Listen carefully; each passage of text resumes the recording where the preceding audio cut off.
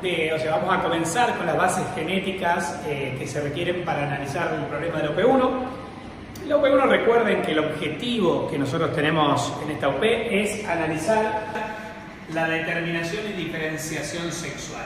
Y para ello, nosotros vamos a hablar de generalidades, del concepto de genotipo sexual, del concepto de fenotipo sexual, las bases genéticas del desarrollo sexual, el desarrollo embriológico y los aspectos psicosociales relacionados con el problema.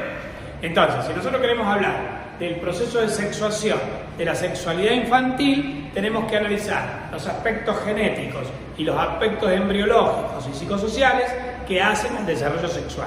Esa es la base del análisis de la OP1.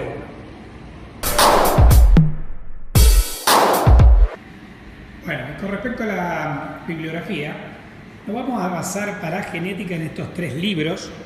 Genética general, vamos a utilizar algunos conceptos del capítulo 1 y 2 del Jorde, con algunas cositas de este libro, que es en la cadena, pero después para lo que es genética del desarrollo sexual, vamos a hablar del Solari, capítulos 10 y capítulo 11.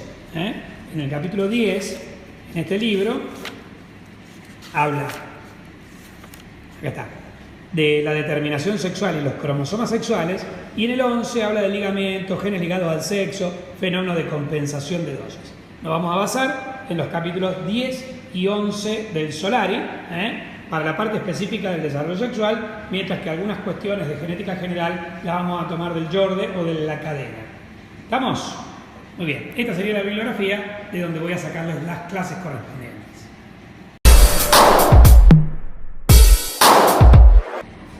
Bueno, lo primero que tenemos que hacer es definir qué es el sexo, de qué depende el sexo y cuáles son los tipos de sexo que podemos encontrar. Con respecto a la definición de sexo, vos tenés una definición. Desde el punto de vista biológico tenés una definición morfológica y una definición funcional o fisiológica. Desde el punto de vista morfológico o orgánico, al sexo se lo define como aquella condición orgánica que diferencia al macho de las hembras en aquellas especies de reproducción sexual. Eso sería el aspecto morfológico, la definición desde el punto de vista morfológico de lo que es el sexo. Mientras que desde un punto de vista fisiológico también se llama sexo a la respuesta sexual, es decir, al coito.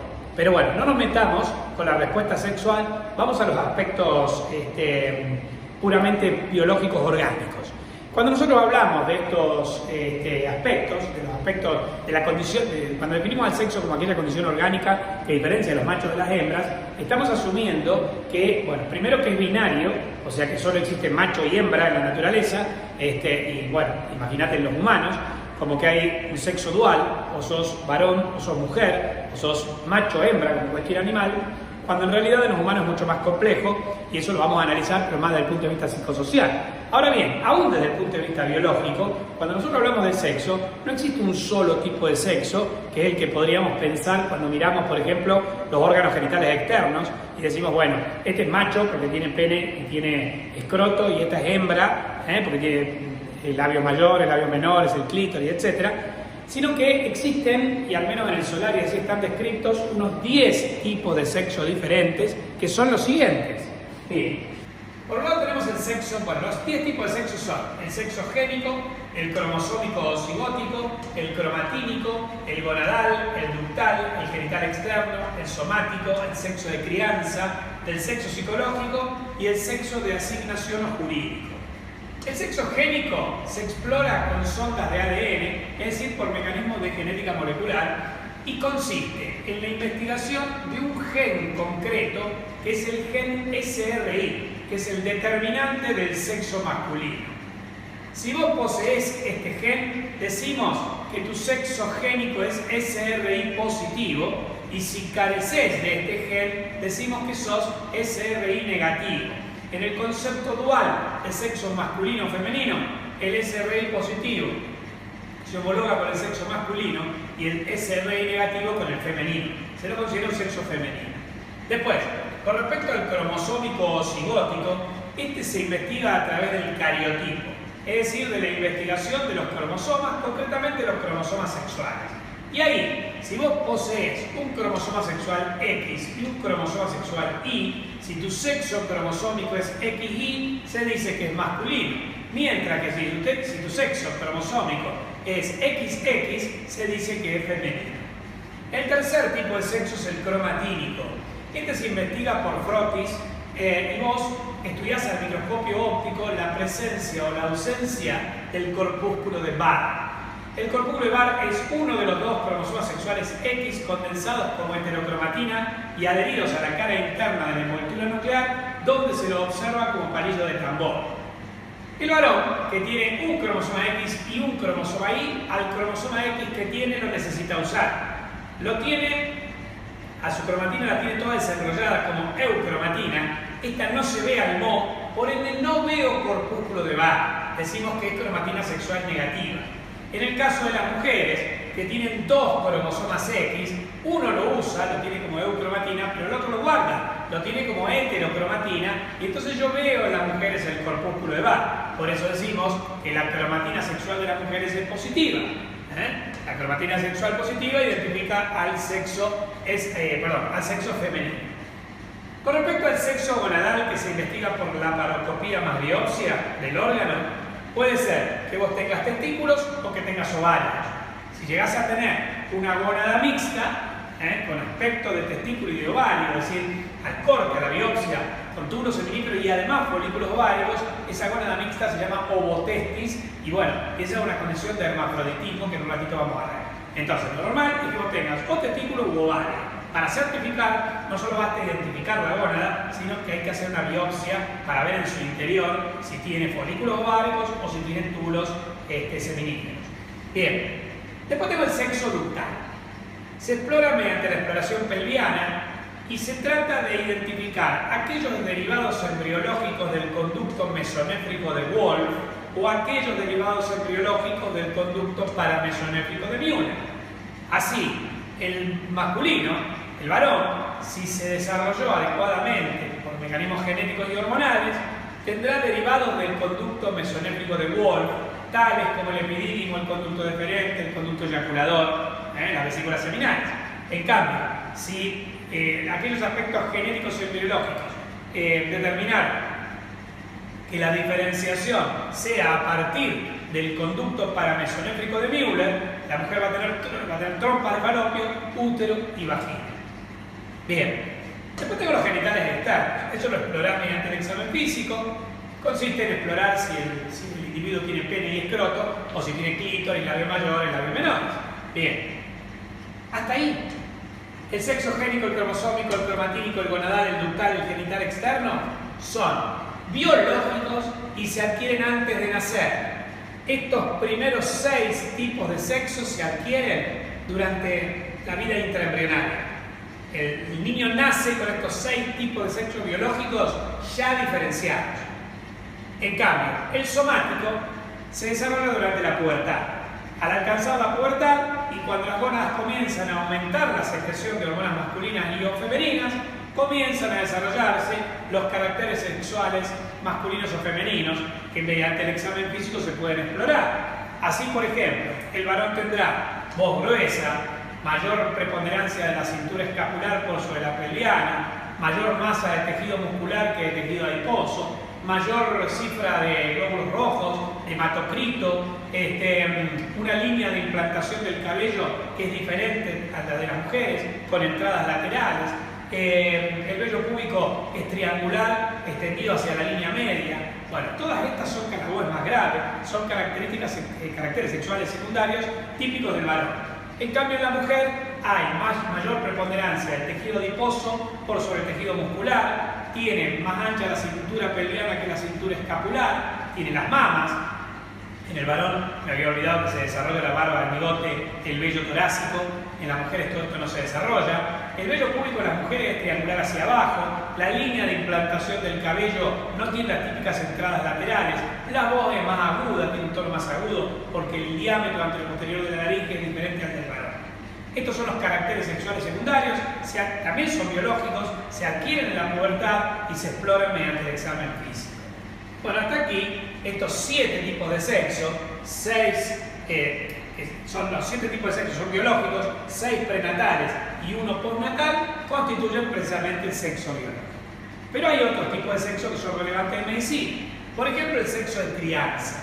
si te han criado como varón o te han criado como mujer, ¿sí? Porque esto puede influir en el desarrollo de pautas cerebrales de acuerdo a la crianza. Esto se investiga a través de la anamnesis, del interrogatorio durante la historia clínica, y pueden ser pautas de crianza masculinas o femeninas. Si, por ejemplo, te pintaban toda tu habitación de celeste, te vestían con pantaloncitos, te hacían jugar con autitos, o te pintaban la habitación de rosa, te ponían polleritas y te hacían jugar con muñecas.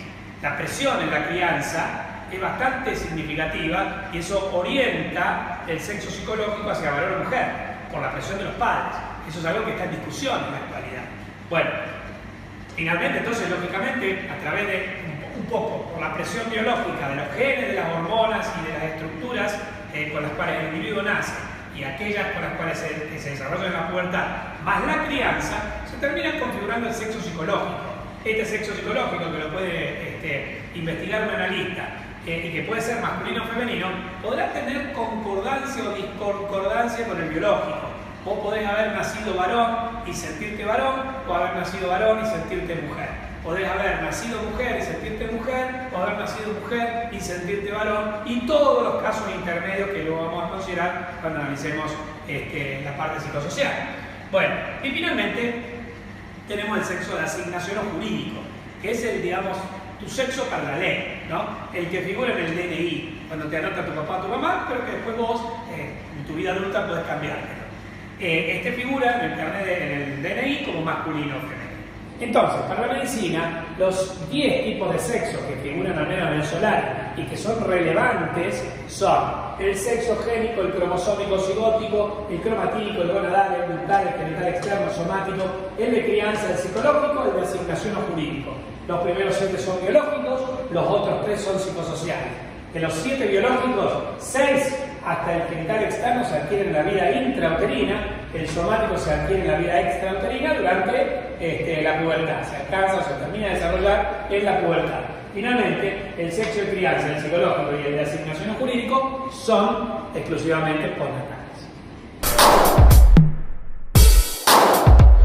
Bueno, con respecto a los factores que determinan el sexo, tenemos que tener en cuenta que el sexo, como todo rasgo complejo, se basa en una herencia poligénica y multifactorial. Esto significa que hay muchos genes implicados en el desarrollo sexual y la expresión de estos genes son reguladas por múltiples factores. Entonces, es muy importante que diferenciemos los conceptos de determinación sexual, diferenciación sexual, genotipo sexual y fenotipo sexual. Así, por ejemplo, la determinación sexual se define como la adquisición del genotipo sexual. Esto ocurre durante el momento mismo de la fecundación, o sea, el primer día de vida, y se da por mecanismos genéticos, o sea, ¿qué genes recibirás? ¿Cuál es tu dosis genética? En cambio, la diferenciación sexual se define como la adquisición del fenotipo sexual. Esta ocurre durante la vida embriofetal por mecanismos embriológicos. Entonces, si la determinación es la adquisición del genotipo y la diferenciación es la adquisición del fenotipo, tenemos que diferenciar genotipo de fenotipo. ¿Qué es el genotipo sexual? Es la constitución génica para el rasgo sexo.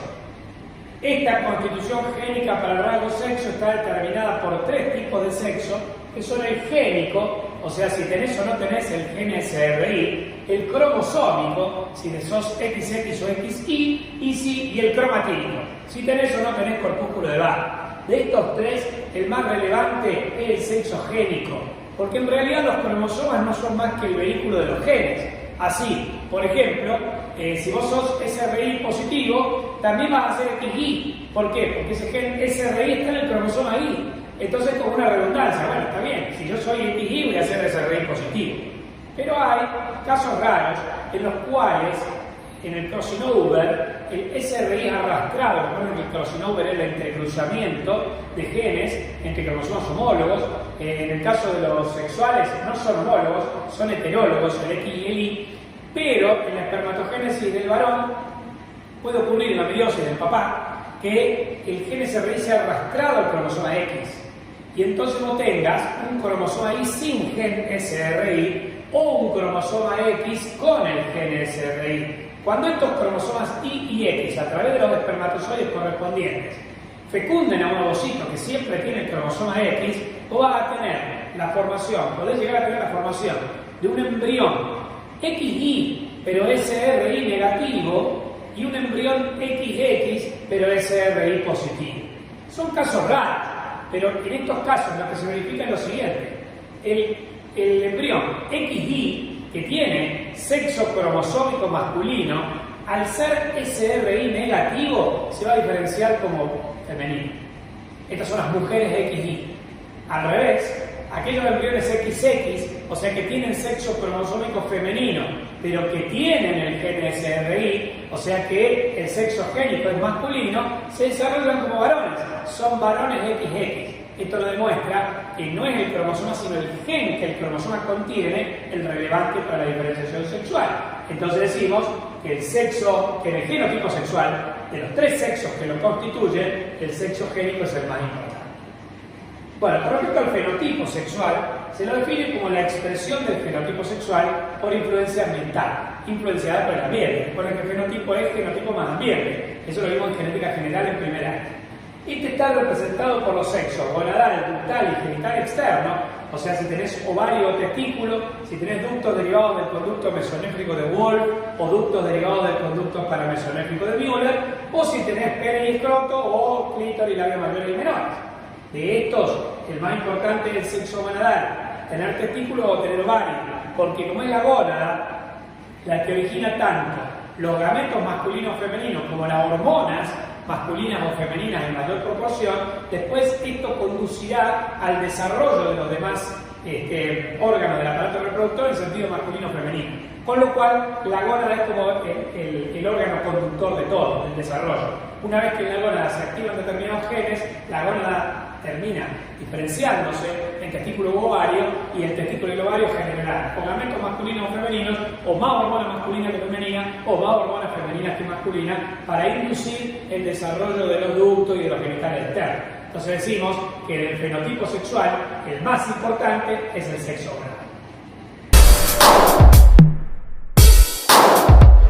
Entonces, resumiendo, como resultado de la determinación y de la diferenciación sexual, los 6 sexos, los 6 tipos de sexo biológicos, los 3 que constituyen el genotipo sexual, que son el génico, el cromosómico y el cromatínico, y los 3 que constituyen el fenotipo sexual al nacer, que son el gonadal, el ductal y el genital externo, ya tienen que estar completamente establecidos. El niño al nacer puede tener el siguiente fenotipo. Puede ser que el fenotipo sea masculino, que el fenotipo sea femenino, o bien que sea un estado intersexual, donde es difícil al nacer determinar el sexo. Con respecto al fenotipo masculino, este se basa en un genotipo sexual SRY positivo, XY cromatina sexual negativa, es decir, presenta el gen SRY, presenta los cromosomas sexuales XY y no presenta corpúsculo de Barr en la mayoría de sus células. Con este genotipo sexual, el fenotipo sexual que va a adquirir es desarrollo de testículos, derivados del conducto de Wolff, que constituyen las vías espermáticas, pene y escroto. En cambio, ese va a ser el fenotipo masculino. Si nace con un perfil génico, con un genotipo sexual SRY negativo, XX y cromatina sexual positiva, es decir, carece del gen SRY, tiene 2 cromosomas sexuales X y vemos el corpúsculo de Barr en la mayoría de las células, el fenotipo sexual en este caso va a ser que van a ser con ovarios, con derivados del Müller como trompas, útero y vagina, clítoris, labios mayores y menores.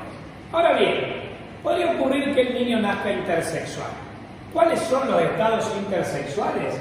Tenemos, por un lado, los hermafroditas verdaderos, son muy raros. Como les decía antes, tiene una gónada mixta que se llama ovotestis, que al corte histológico, a la biopsia, muestra tanto túbulos seminíferos como folículos ováricos.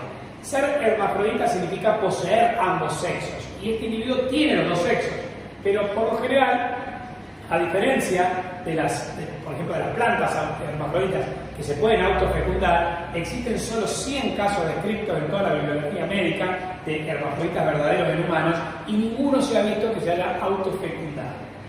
Lo que es un poco más frecuente, sin que sea un hecho muy frecuente en la población, es el caso de los pseudohermafroditas, los que nacen con gónada de un sexo y genitales externos del otro sexo. En este caso, a los pseudohermafroditas se los diferencia en dos. Tenemos por un lado los androginoides y por otro lado los ginoandroides. El prefijo andro quiere decir varón, gino quiere decir mujer. Entonces, si yo antepongo, lo primero, el prefijo que pongo indica la gónada y el sufijo indica los genitales externos. Entonces, un pseudohermafrodita androginoide nace con testículos y genitales externos de mujer. Un ginoandroide nace con ovarios y genitales externos de varón. Está claro que no tiene los dos sexos, porque si decíamos que el sexo más importante desde el punto de vista fenotípico del gonadal, el pseudohermafrodita o tiene testículo o tiene ovarios. Así que, por ejemplo, no se puede autofecundar. Bien, y después tenemos el caso de las disgenesias gonadales. Las disgenesias gonadales son alteraciones que se dan por la carga cromosómica recibida. Cuando se diagnostica el cariotipo y cuando vos las haces, cuando vas a hacer el cariotipo ves que en lugar de ser 46,XX o 46,XY, es decir, que tenga 46 cromosomas totales y que los sexuales sean XX o XY, vos vas a ver acá que en el caso del síndrome de Turner, vos tenés 45 cromosomas totales y los sexuales son X0. O sea, le falta un cromosoma y justo el que le falta es uno de los sexuales. En este caso, en el síndrome de Turner, el individuo fenotípicamente es mujer, es femenino. Va a tener ovarios, va a tener genitales externos de mujer, etc. Pero va a tener una estructura al llegar a la pubertad brevilínea, de baja estatura, generalmente tienen amenorrea, o sea, no ovulan ni menstruan. Pueden tener ciertos rasgos de virilización, como que les crezca la barba y el bigote. Estamos en un síndrome de Turner. Mientras que, por el contrario, el síndrome de Klinefelter en el cariotipo muestra 47 cromosomas en lugar de 46, o sea, uno de más, y el cromosoma que le sobra es uno de los sexuales. Es 47,XXY. Tiene dos cromosomas sexuales X y un cromosoma Y. Por el hecho de que tiene el cromosoma Y y por ende tiene un gen SRY, fenotípicamente es varón. Tiene testículos y tiene genitales externos de varón, pero es un varón longilíneo, alto, delgado, con la piel muy puede llegar a tener hipogenitalino, o sea, pene y escroto y testículos pequeños, con bajo conteo de esperma, pueden ser estériles también, como el síndrome de Turner. Tienen el pelo muy lacio, o sea, pueden tener ginecomastia, o sea, agrandamiento de las mamas, es decir, tienen cierta ambigüedad en los rasgos fenotípicos. Sin embargo, tales rasgos fenotípicos son de varón. Estas son las disgenesias gonadales. En resumen, chicos, de acuerdo a la determinación y a la diferenciación sexual, vos nacés masculino, femenino o intersexual. Después, con el curso de la vida extrauterina, a medida que va progresando, digamos, se van incorporando pautas por la crianza, por las presiones sociales, las relaciones sociales, etc., vos vas configurando el sexo psicológico. Y en función de la concordancia y disconcordancia del sexo biológico más psicológico, surgirá el género del individuo. Cómo se comportará en sociedad, si como masculino o como femenino, según factores, digamos, biológicos, históricos, socioculturales.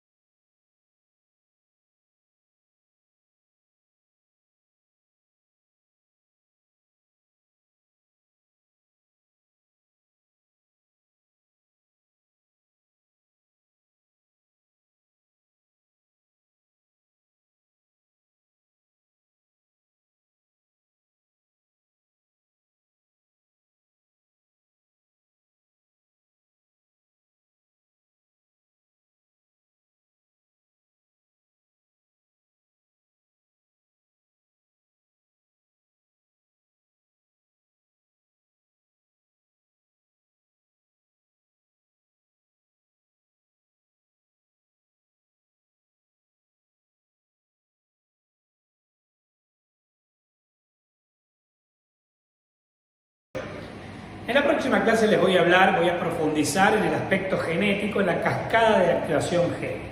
Para eso vamos a analizar todos los genes implicados en el desarrollo sexual. Vamos a hablar un poquito antes de eso de una base de genética general. Vamos a hablar de todos los genes implicados en la cascada de activación génica, no solo el gen SRI, sino el gen del HAM, el FS1 y muchos otros que tienen que ver con la determinación sexual. Pero eso, bueno, como les dije, lo vamos a ver en la próxima clase. Nos vemos, polluelos, y sigan cuidándose.